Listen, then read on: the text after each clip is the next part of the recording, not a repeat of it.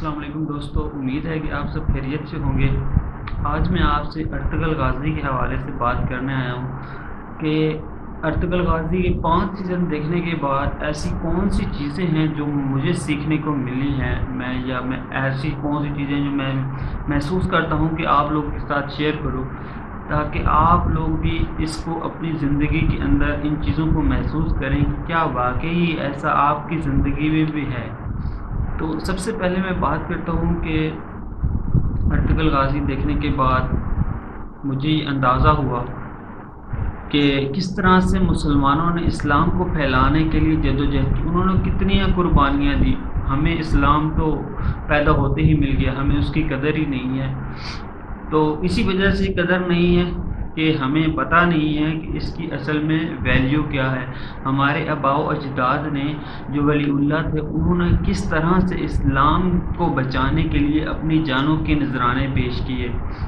اور دوسری بات آ جاتی ہے جو غازی ارطغرل دیکھنے کے بعد محسوس ہوتی ہے، وہ ہے انصاف کی فراہمی۔ ہمارے معاشرے کے اندر انصاف نام کی کوئی چیز ہی نہیں ہے۔ آپ عدالتوں میں چلے جائیں، آپ کہیں بھی چلے جائیں، آپ کو انصاف بہت مشکل سے ملے گا، اور ملے گا بھی صحیح تو وہ شاید پیسے دے کے ملے گا، ایسے نہیں ملے گا۔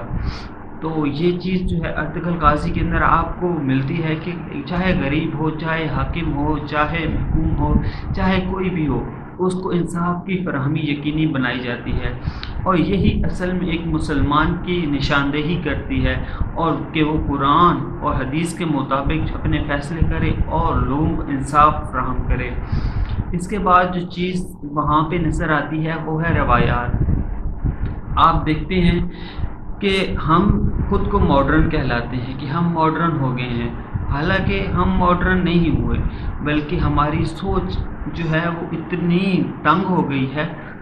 کہ ہم نے اپنی روایات کو بھلا دیا ہے۔ ہم کہتے ہیں جی یہ تو پرانے لوگ ہیں، یہ پرانے طریقوں پہ چلتے ہیں، حالانکہ وہ اصل میں ہمارے آباء و اجداد کی روایات ہیں جو ہمیں آپس میں اتفاق رکھنے پہ جو ہے وہ مجبور کرتی ہیں۔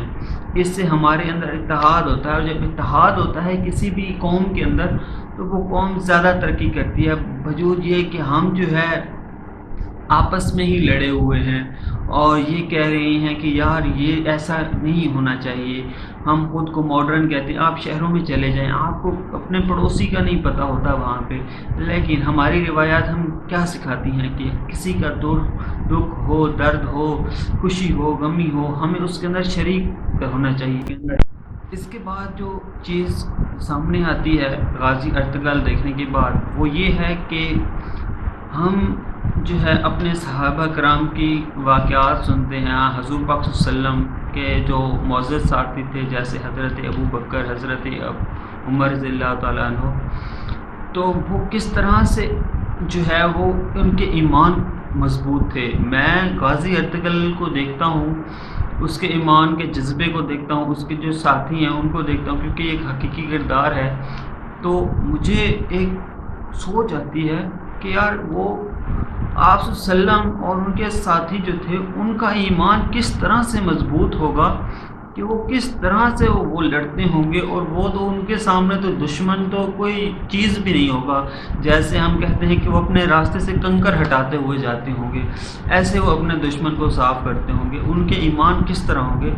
تو ہمیں غازی ارطغرل دیکھنے کے بعد یہ چیز بھی محسوس ہوتی ہے کہ ہمارے انبیاء کرام کے ایمان کس طرح مضبوط تھے، اور ہم اپنے ایمان کو دیکھیں کہ ہمارا ایمان کتنا کمزور ہے کہ ہم جو ہے وہ چھوٹی سی مشکل آ جاتی ہے تو ہم شکوے شروع کر دیتے ہیں کہ یا اللہ تو نے میرے ساتھ ایسا کیوں کر دیا ہے، لیکن حقیقت میں جو ہے وہ ہمارا ایمان بہت کمزور ہے۔ میں بکلم خود کہتا ہوں کہ میرا ایمان بہت کمزور ہے۔ اگر میں دیکھتا ہوں ان حقیقی کرداروں کو کہ وہ جس طرح سے اپنے ایمان کے اوپر بھروسہ کر کے دشمن سے لڑتے ہیں اور وہ جنگیں جیتتے ہیں، تو یہ جو ایمان کا پہلو ہے ہمیں اس کے اوپر بھی کام کرنے کی ضرورت ہے کہ ہمیں اپنے اللہ کے اوپر پورا ایمان ہونا چاہیے، کیونکہ ہم جو ہے وہ مسلمان ہیں، اور مسلمان کی پہچان اس کا ایمان ہوتا ہے۔ ایمان پہ بھی ہمیں جو ہے اس چیز کے بارے میں بھی سوچنا چاہیے۔ اس کے بعد جو چیز آتی ہے وہ ہے جو میں نے دیکھی ہے کہ آج کے دور میں جو ہے وہ اگر کوئی ایک مذہب کا لڑکا دوسرے مذہب کی لڑکی سے پیار کر لیتا ہے تو مسلمان کہتے ہیں تو اسلام کے دائرے سے ہی نکل گیا۔ لیکن اسلام ہمیں کیا سکھاتا ہے؟ اسلام ہمیں سکھاتا ہے کہ ہم نے اس سے نفرت نہیں کرنی اس کی مذہب کی وجہ سے، بلکہ ہم نے پیار دینا ہے۔ اور آپ کے سامنے آپ صلی اللہ علیہ وسلم کی بہت ساری مثالیں ایسی موجود ہیں کہ آپ صلی اللہ علیہ وسلم نے اپنی رحمت اور شفقت کے ذریعے کتنے غیر مسلموں کو مسلمان کیا۔ تو اگر کوئی کر بھی بیٹھتا ہے، کسی کو ہو بھی جاتا ہے، کیونکہ غازی ارطغرل نے ایک لائن کہی تھی کہ پیار کرنا نہ تو کسی کے اختیار میں ہے، مطلب نہ تو کوئی کسی کو اپنی مرضی سے دل میں ڈال سکتا ہے اور نہ کوئی اس کو نکال سکتا ہے۔ تو یہ کوئی پیار کو مذہب تو دیکھتا نہیں ہے۔ تو ہمیں چاہیے کہ اگر کسی کو ایسا واقعہ پیش آ بھی گیا ہے تو ہمیں چاہیے کہ ہمیں ایک موقع مل رہا ہے کہ ہم ایک بندے کو اسلام کے لانے پر مجبور نہیں کر رہے، بلکہ اسلام وہ پیار اور محبت کے ذریعے اسلام قبول کر سکتا ہے، تو ہمارے ذریعے ایک بندہ اسلام قبول کر لے گا۔ اگر ہم اس کی مخالفت کریں گے کہ نہیں ہم یہ نہیں ہونے دیں گے، تو ایک تو ہمارا جو ہے وہ رشتہ خراب ہوگا اس انسان کے ساتھ، دوسرا یہ ہوگا کہ اگر وہ اپنی مرضی کرتا ہے تو ہمارے ہاتھ میں بھی کچھ نہیں آئے گا۔ تو ہمیں اس چیز کے بارے میں بھی جو ہے وہ سوچنا چاہیے۔ تو اس کے بعد جو چیز آتی ہے جو میں نے اس کے اندر آبزرو کیا ہے وہ یہ ہے کہ ہم دیکھتے ہیں کہ بہت سارے والدین اپنے بچوں کو مجبور کرتے ہیں، مطلب اس سیریل کے اندر ایک ماڈرن پہلو بھی دیا گیا ہے کہ ہمارے ہاں بہت سارے بچوں کو یہ تنگ نظر کیا جاتا ہے کہ آپ اسی فیلڈ، آپ ڈاکٹر بنیں، آپ انجینئر بنیں، آپ جو ہے یا تو کوئی ایسا کام کریں جو بڑے بڑے لوگ کام کر رہے ہیں، آپ وہ کام کریں۔ بچے کو اس کی اپنی پسند کے لحاظ سے کچھ بھی نہیں کرنے دیا جاتا۔ تو اس کے اندر ایک پہلو یہ بھی دیکھنے کو ملتا ہے کہ ایک سپاہی ہوتا ہے بابر، جس کو بامسی کہتے ہیں، تو وہ جو ہے وہ اپنے بیٹے کو سپاہی بنانا چاہتا ہوتا ہے، لیکن اس کا بیٹا جو ہے وہ علم کی طرف جانا چاہتا ہوتا ہے۔ وہ کہتا ہے کہ میں نے جو ہے وہ کتابیں پڑھنی ہیں، میں نے یہ کرنا ہے۔ تو وہ جو ہے کیا کرتا ہے کہ کہتا ہے کہ چلو ٹھیک ہے، اگر تو نے کتابیں پڑھنی ہے تو میں تجھے کتابیں لا۔ اس کو وہ مجبور نہیں کرتا، حالانکہ اس کا باپ اتنا اچھا جنگجو ہوتا ہے کہ وہ اپنے بیٹے کو بھی سپاہی دیکھنا چاہتا ہوتا ہے، کیونکہ اس کے بیٹے کی رضامندی نہیں ہوتی تو وہ اس کو اس میں مجبور نہیں کرتا۔ تو ہمیں ایک پہلو یہ بھی دیکھنے کو ملتا ہے کہ آج نہیں، آج سے بہت سالوں پہلے بھی یہ بات دیکھی جاتی تھی کہ آپ کا انٹرسٹ کس چیز کے اندر ہے، آپ کس چیز کے اندر اپنے آپ کو اچھا پیش کر سکتے ہیں۔ تو ہمارے ماں باپ کو یہ چیز آج وہ وہاں سے بھی دکھائی گئی ہے کہ آپ لوگ جو ہے وہ غلط راستے پہ ہیں۔ تب سے لوگ جو ہے اس چیز کو مانتے ہیں کہ جو بندہ جو کام کرنا چاہتا ہے اس کو وہی کرنے دیا جائے۔ اور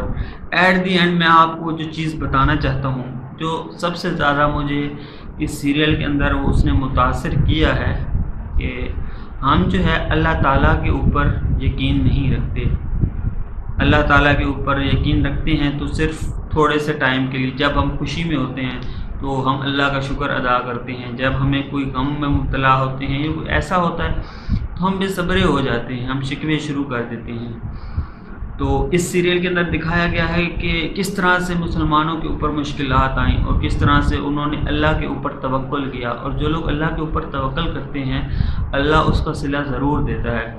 تو ہم پہ بھی اگر کوئی غم آتا ہے، کوئی پریشانی آتی ہے تو ہمیں چاہیے کہ ہم اس کے اوپر توکل کریں، ہوں اللہ کے اوپر ایک اللہ کی طرف سے ہم ایک آزمائش سمجھ کے اس کو قبول کریں، نہ کہ ہم جو ہے شکوے کرنے شروع کر دیں۔ اللہ جو ہے اگر وہ آزمائش دیتا ہے تو اس آزمائش سے نکالتا بھی ہے۔ تو وہ ایک